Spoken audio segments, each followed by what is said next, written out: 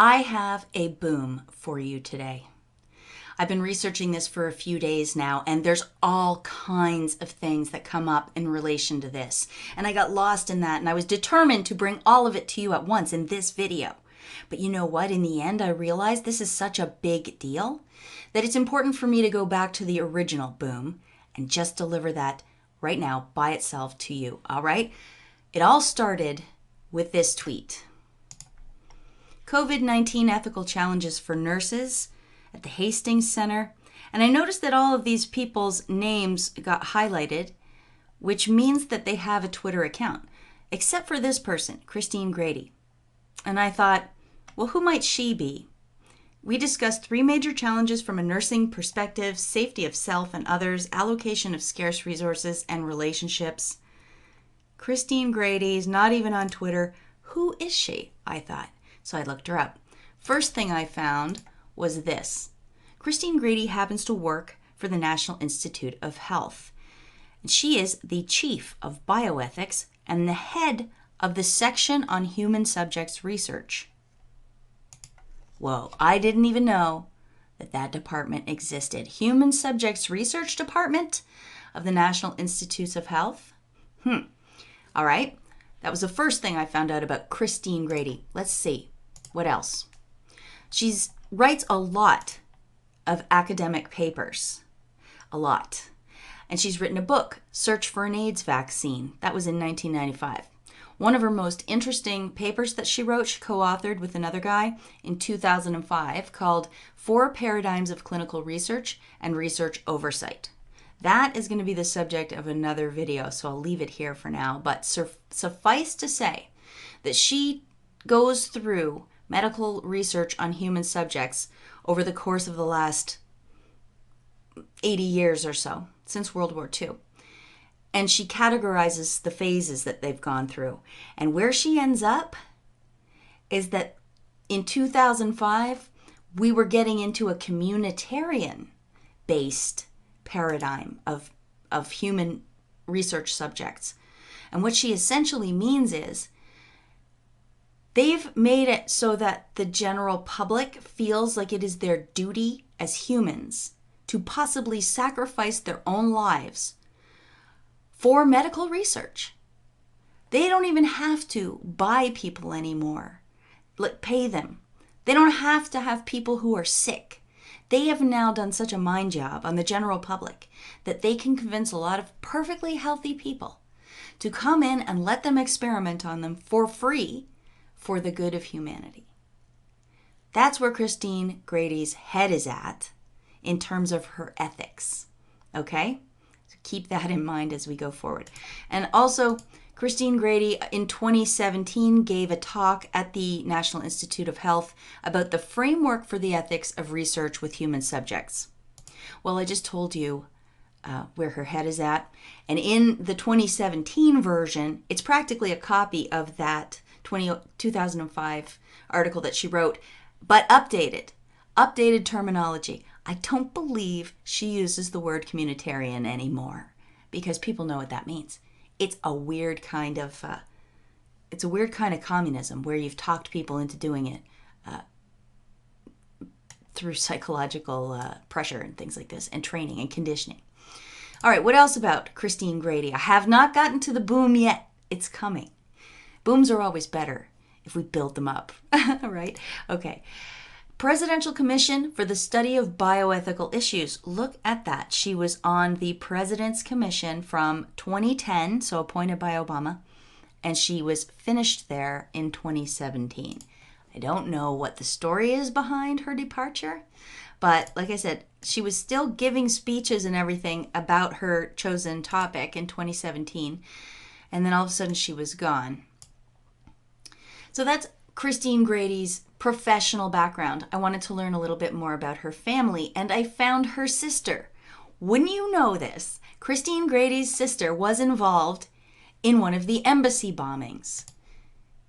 Here she is here, Joanne Husky. This is from a YouTube video from Voice of Africa. So the story is that she's married to this guy, James L. Husky, who happened to be the second secretary at the embassy in Nairobi, Kenya in 1998. She went there that day, the day of the bombing, supposedly, to have her children get tested to be approved to go to school in Kenya. And she says she parked her car, she walked into the building, had just gone down the stairs to the medical area, and the bomb went off. And it knocked her and her children to the floor. It was perfectly black. She couldn't see anything. Her husband was apparently in the building. They found each other somehow and went outside into the parking lot. And she noticed even her car was just a black shell, she said. Almost like her car had the bomb in it. I don't know. But I'm not suggesting that, but that's the story that she tells. Isn't that interesting? And the husband, of course, is just as pivotal to look at as the sister. So James L. Husky's LinkedIn page is here, and we can see that from 2012 to present, he's been a consultant in international affairs at colleges and universities, but more importantly, at the U.S. Department of State. So now he's just not on the payroll, he's a contractor. At the Department of State, James Husky, so Christine Grady's brother-in-law, reviews diplomatic correspondence and documents for release via Freedom of Information Act requests. Okay, so he is the choke point for information getting out into the public, for anything the State Department might do, especially the ambassadors. And it's funny because who is one of the ambassadors? I mean, ambassadors have played a pivotal role in one or two particular big news items. Since Trump's gotten elected, I can think immediately of Marie Yovanovitch from Ukraine and Sondland and other diplomats and ambassadors, right? And Christine Grady's sister's husband, her brother-in-law, works right now reviewing diplomatic correspondence and documents for release via Freedom of Information Act requests. Very interesting. And then when you go back in time in Husky's career, you can see Department of State. He was Director of Crisis Management, Deputy Director, Office of Global Systems. He was a diplomat in residence at Georgetown University, Deputy Director, Office of East Asia Regional Security at the U.S. Department of State between 1999 and 2002. Seems like a little thing called the September 11th bombings happened right in the middle of that. I don't know if he was in any of the countries involved, but then we don't really know which countries were truly involved in that, do we? And then going all the way back to 1996 is when he started at the embassy in Nairobi, Kenya. That's quite the background so far for Christine Grady. She's head of human subjects research and medical ethics at NIH, was on the President's Medical Ethics Commission for 7 years, starting in 2010. Christine Grady's sister is connected directly to a person who's been in the Department of State since 1996. She's written a book called The Search for an AIDS Vaccine, and her ethics are communitarian-minded. Does she have any connection to Bill Gates? That would be the burning question, wouldn't it? If I could find Christine Grady sitting on the board of the Bill and Melinda Gates Foundation or something like that. Well, I could not find any such connection. No direct connection anyway. And that's where the boom comes in. Are you ready? Who is Christine Grady married to? Any guesses? I won't keep you in suspense. Christine Grady is married to Anthony Fauci. What? Are you kidding? My jaw dropped when I saw that. Christine Grady, head of bioethics and human experimentation at the NIH, is married to Anthony Fauci, who also works at the NIH and is head of the Coronavirus Response Task Force. Boom. Boom. And who needs a direct connection between Christine Grady and Bill Gates when you know all we know about Anthony Fauci's own connections to Bill Gates? Now, there's newspaper articles and television spots out there right now claiming that Anthony Fauci is not on the board of the Bill and Melinda Gates Foundation. Well, that's true. He's not. But that's an obfuscation on the part of the news. That's how they lie. They don't outright lie to you. They just frame it in such a way that they can set up a straw man and defeat the straw man. The straw man's never a true assertion in the first place. What people know is that Anthony Fauci is connected in a myriad ways to Bill Gates. Here's just two of them for the sake of brevity. From Philanthropy News Daily in 2002. In this article, which is called Gates Foundation Names New Director of Global Health Program, they mention that position went to Dr. Richard D. Klausner. But they mention further down in the article that along with Dr. Richard D. Klausner, another man will be overseeing the creation and development of the Vaccine Research Center, and that man is Dr. Anthony Fauci. There's one connection going all the way back to 2002. And a second one, very significantly, is from this Bill and Melinda Gates Foundation website press release from 2010. Global health leaders launch decade of vaccines collaboration. New York, the World Health Organization, UNICEF, the National Institute of Allergy and Infectious Diseases, and the Bill and Melinda Gates Foundation have announced a collaboration for the decade of vaccines. The leadership council there is comprised of Margaret Chan, Dr. Anthony Fauci, and others. So, who needs a direct connection when you've got a marriage partner that can have that connection for you and obscure it? Don't forget, Anthony Fauci is also the person who created PEPFAR. That's a HIV/AIDS funding mechanism from the U.S. government through the U.S. State Department to this other entity called PEPFAR. Bill and Melinda Gates have benefited greatly from funding that goes through PEPFAR. Oh yeah, and before I forget, you guys, if you've been watching me for a while, already know this, but not only did Anthony Fauci create PEPFAR, but the current head of PEPFAR is Deborah Birx. And as you probably know, Anthony Fauci and Deborah Birx are the two people in charge of the coronavirus task force response in the United States. So isn't that cozy? And who stands to benefit if a vaccine gets approved for the COVID-19 response? Bill Gates, of course. Here is a clip of Bill Gates, a couple of clips probably, of Bill Gates talking about his vaccine dreams for COVID-19.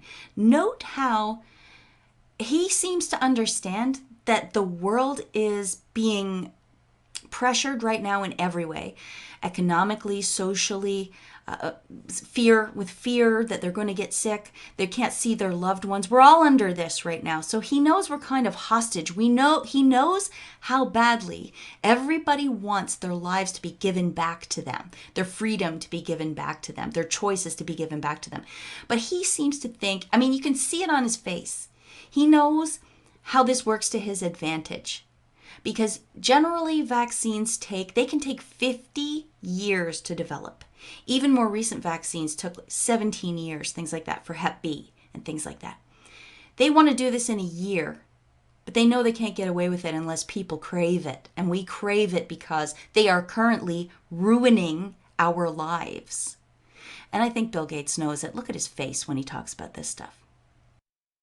Stop people going across borders very dramatically these next few years till we get to that full vaccination. So we'll have a lot of unusual measures until we get the world vaccinated. 7 billion people, that's a tall order, but it is where we need to get to. When will there be a vaccine? People like myself and Tony Fauci are saying 18 months. If everything went perfectly, we could do slightly better than that. But there will be a trade-off. We'll have less safety testing than we typically would have. And so governments will have to decide, do they indemnify the companies and really say, let's go out with this when we just don't have the time to do what we normally do. You can run into safety issues.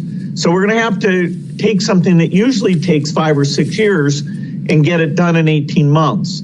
If you want to wait and see if a side effect shows up 2 years later, that takes 2 years. How could this ever conceivably be seen as being ethical? And do you think this constitutes human subjects research? To put out a vaccine like the one they want now, which is never been tried before. It has never been tried before, this RNA vaccine. It's very dangerous, especially to rush it this way and to try to force it on people, to try to take away our choices.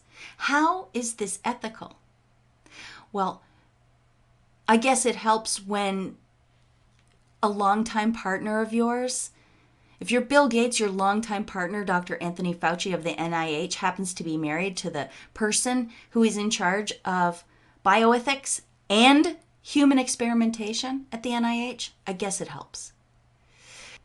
In her 2017 presentation that she gave on the framework for the ethics of research with human subjects, Christine Grady, in her disclaimer, says, "I have no conflicts of interest to declare." Well, that doesn't seem very true to me. She herself may not be connected to vaccine manufacturers or foundations which benefit from being able to experiment on human subjects. However, as I've shown you, her husband does. Just look at all these overlapping interests right here. Just her book alone, which was published in May 22nd, 1995, and was about an analysis of the knotty ethical problems involved in human subjects research as it pertains to HIV vaccines and the AIDS epidemic. That came out in 1995. Well, in 1996, her husband, Anthony Fauci, presents NIAID strategy for HIV vaccine development. The article says that he seeks to develop a partnership between the institute and industry sponsors, so Big Pharma. He wants to identify and exploit scientific opportunities to accelerate HIV vaccine research. What might those be? Maybe populations of captive audiences? Maybe going into countries in Africa where the people can't defend themselves?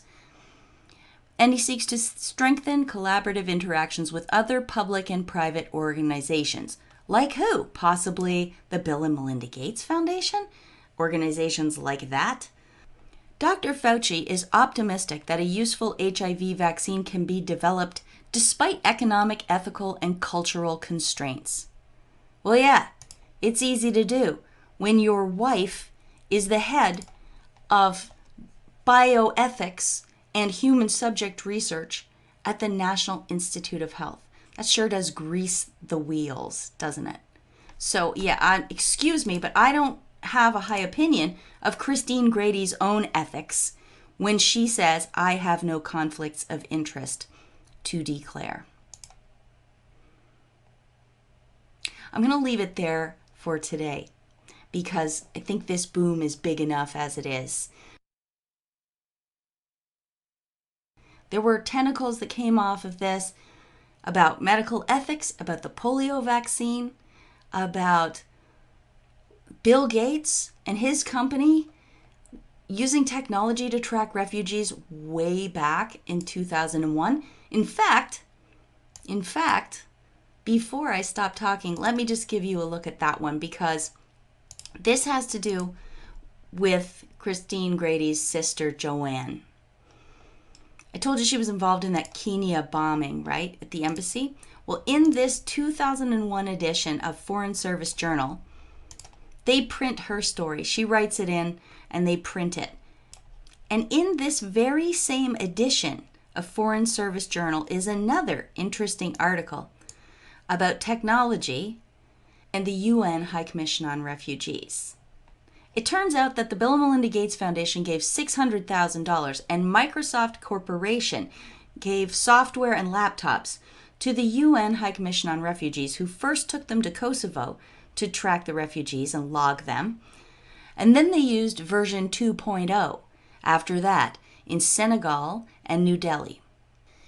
It says here, In a speech at Microsoft headquarters last July, then Deputy High Commissioner for Refugees Rick Barton suggested that technology could help UNHCR, quote, move beyond just the care and maintenance of refugees to connect the diaspora of people who are influential in the development of post-conflict societies. Oh boy, that opens a whole can of worms.